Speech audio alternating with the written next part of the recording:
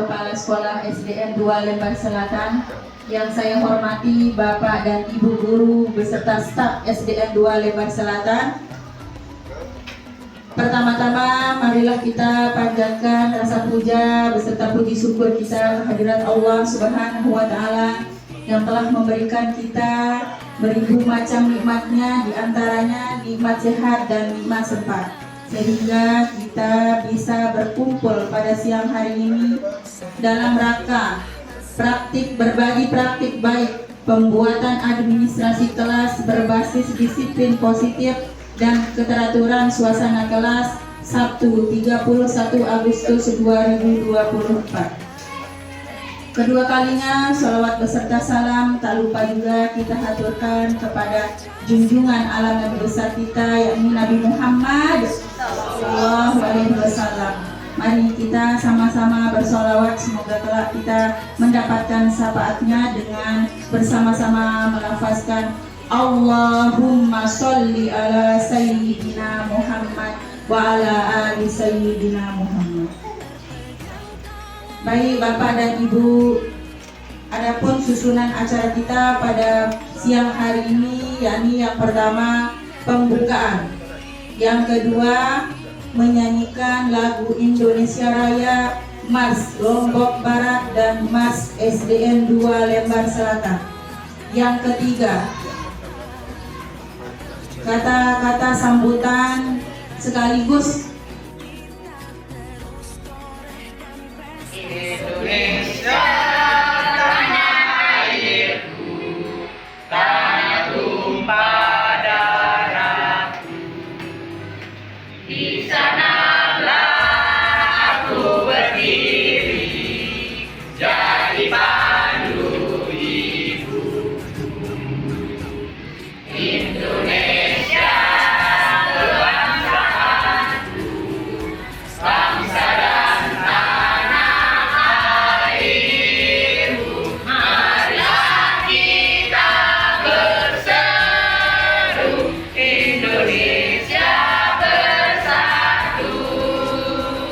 hiduplah tanahku, hiduplah negeriku, bangsaku, rakyatku semuanya. Bangunlah jiwanya, bangunlah badannya untuk Indonesia Raya.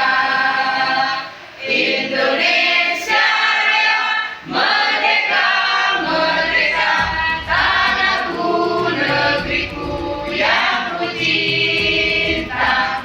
Indonesia Raya, merdeka, merdeka, hiduplah Indonesia Raya. Indonesia Raya, merdeka, merdeka, tanahku, negeriku. Putra putri Lombok Barat membangun Satria pembela bangsa, berjuang dan berkorban untuk nusa bangsa. Patut, patut maju. Dengan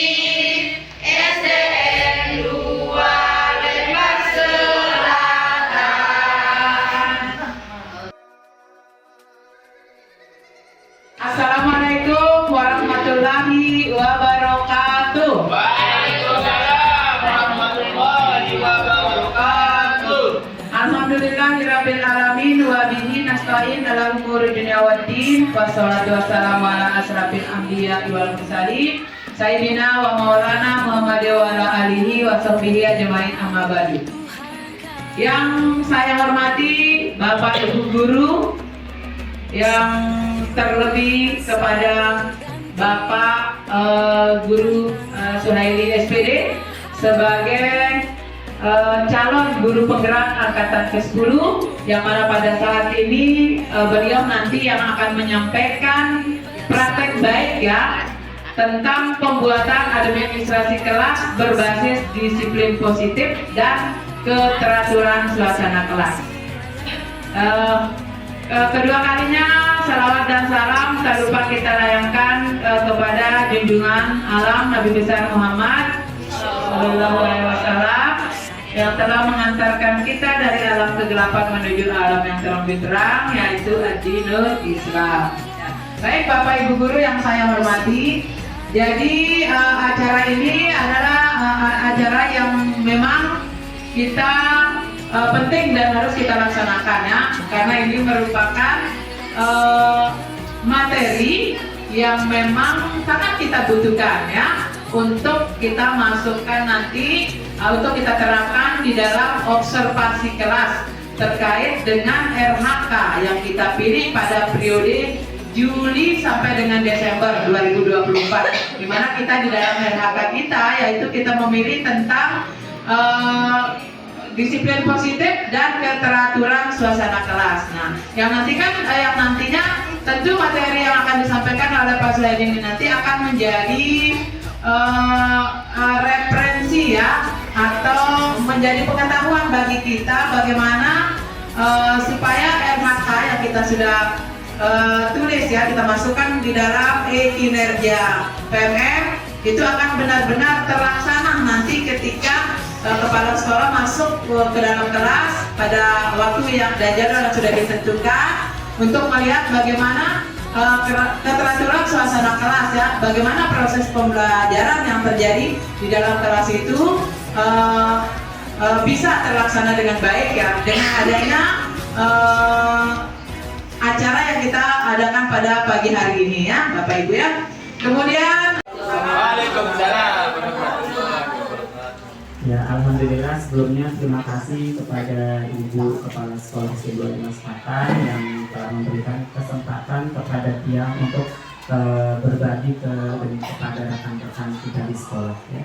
Pada dasarnya ini bukan salah satu tugas CGP ya, tapi hanya inisiatif untuk mempersiapkan persiapan kita dalam rangka observasi nanti. Itu sebenarnya ya. Jadi sedikit sebelum yang langsung ke materi, Bapak Ibu mungkin sudah melihat semua yang ada di sekitar tiang ya.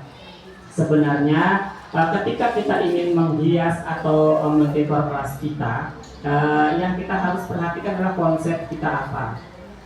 Kita adalah sekolah penggerak, kemudian yang juga termasuk salah satu guru penggerak. Di mana di kurikulum merdeka kita kan sudah Bapak Ibu mungkin sudah menelaah kurikulum merdeka seperti apa, sehingga kita konsepnya adalah konsep yang harus sesuai dengan kurikulum merdeka.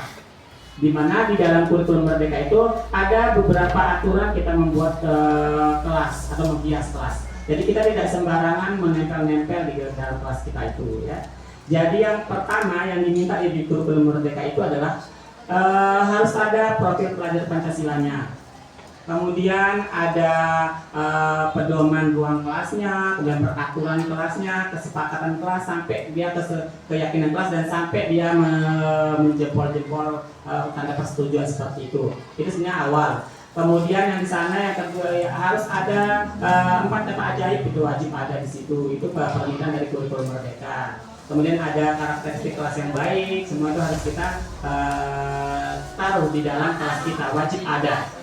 Kemudian sebenarnya ini masih belum ya untuk Bhinneka Tunggal Ikanya, yang sudah print tadi dibantu sama Bu Sakti mau tempel baju ada daerah di sana. Kemudian nanti di sininya ada pahlawan karena materinya kelas 4. Yang kedua kita menghias kelas harus sesuai dengan materi yang ada di pelajaran kita. Misalnya di situ pelajarannya kalau pendidikan Pancasila tentang lambang negara. Saya ditempel ada lambang negara, kemudian garis bacanya apa dan sebagainya, ada hukum adat. Kemudian ada matematika, ya wajib ada kita matematika, biasanya anak-anak itu adalah perkaliannya harus ada. Ya, jadi kita tempelkan di situ. Intinya sesuaikan dengan materi yang ada di pelajaran untuk kelas kita masing-masing itu. Setelah itu baru kita tempelannya seperti untuk menambah-nambah perbedaan.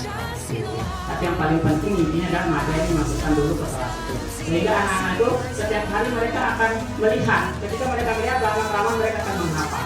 Mereka akan tahu secara tidak langsung tanpa kita harus bersusah payah untuk mengingatkan, mereka bisa mengingat sendiri.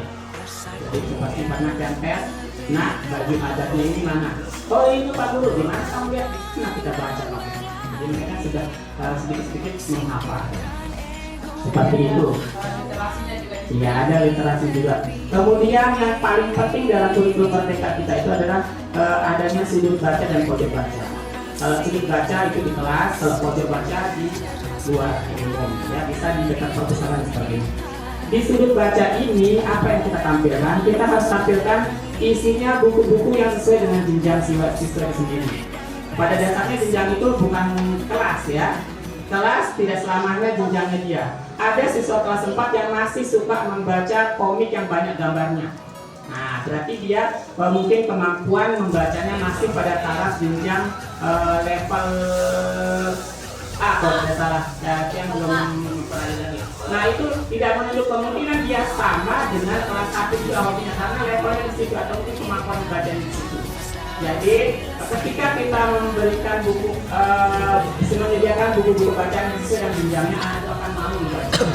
Tapi ketika kita menyediakan buku bacaan yang tidak sesuai jenjangnya, misalnya tingkatan bacanya terlalu tinggi, anak itu akan bosan. Jadi seperti itu. Sebenarnya pada dasarnya di dalam lemari ini harusnya bukan buku paket. Ya harusnya buku-buku cerita, buku apa itu isinya di pojok baca, bukan buku pelajaran ya yang isinya di bawah di pojok baca. Harusnya buku baca-bacaan seperti itu. Kalau buku pelajaran paket itu beda tempatnya taruh sebenarnya, cuma karena kekurangan ininya ya. Kemudian lanjut untuk ada perencanaan di sini. Pada dasarnya kita sudah memilih disiplin positif kan, karena keteraturan soal kelas. Di mana nanti ketika kita menyediakan RPP keteraturan kelas, tidak boleh disiplin positif itu ditinggalkan. Dia harus dikombin lagi, harus digabung lagi. Yang disiplin positif sama keteraturan kelas. Jangan sampai kita, sekarang kita ngambil keteraturan kelas, mana disiplin positif dihilangkan. Begitu ditanya mana disiplin positif kan sudah kita kemarin ambil itu, tidak. Harus dikombin, harus digabung lagi. Untuk disiplin positif itu yang jarang diulangi lagi. Senjata saya ini sekarang. Jadi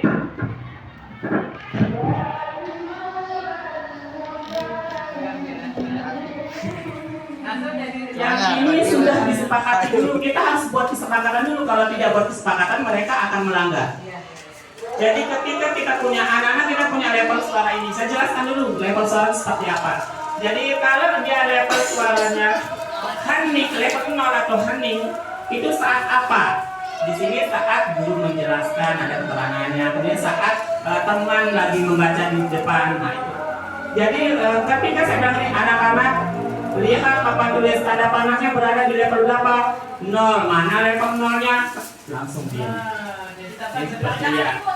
Kadang kalau seperti dulu mereka lagi ribut level berapa? Lihat papan tulis langsung diam.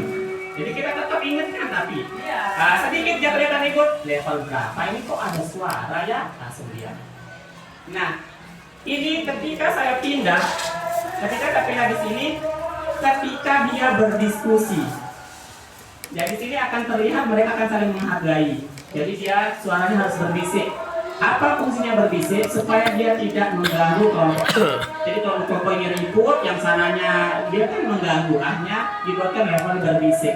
Artinya level ini mereka di kelompoknya suaranya tidak boleh terlalu keras sehingga mengganggu. Nah biasanya selama tanda panahnya tidak diganti, dia akan tetap berada di level itu. Jadi anak itu melihat di sini memang susah, awalnya susah kita tidak menutup kemungkinan susah sekali untuk diikuti dulu, tapi pelan-pelan ketika mereka kita ingatkan terus. Biasanya gitu saya duduk atau apa, saya dengar agak berisik sedikit, level berapa di depan tulis dulu, dia cuma lihat aja. Atau level ketika berdiskusi ada yang suaranya agak besar dikit, level berapa dia berdiskusi, setelah itu dia langsung kecilkan suaranya. Tapi kadang memang ini susah, tapi kalau kita biasakan insya Allah bisa. Itu kalau yang ini. Kemudian ada dinding refleksi. Semua itu kita pakai untuk disiplin positif. Yang ini untuk kesepakatan kelas ini untuk disiplin positif, ya. Kemudian ada dinding refleksi. Nah, ini dinding refleksinya. Ini refleksi. Nah, buat apa yang kayak begitu nanti teman-teman di kelas. Saya seperti ini.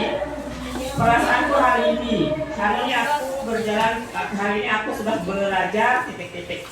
Nah, mereka biasanya kalau ini kan kita pas refleksi terakhir tentang bagaimana perasaan hari ini, senang nggak belajar hari ini. Di sini dia akan memasang emoji kalau di sini. Tapi bisa juga sebenarnya kita pakai yang ini. Cuma saya kemarin pakai itu juga. Nanti di situ anak-anak akan menempelkan emojinya. Misalnya dia bilang, saya sangat senang belajar ini hari ini, mereka akan tempel gambar senang. Loh, saya suka dia bilang suka sekali pelajaran ini, dia akan gambar itu, dia akan masukkan emoji ini.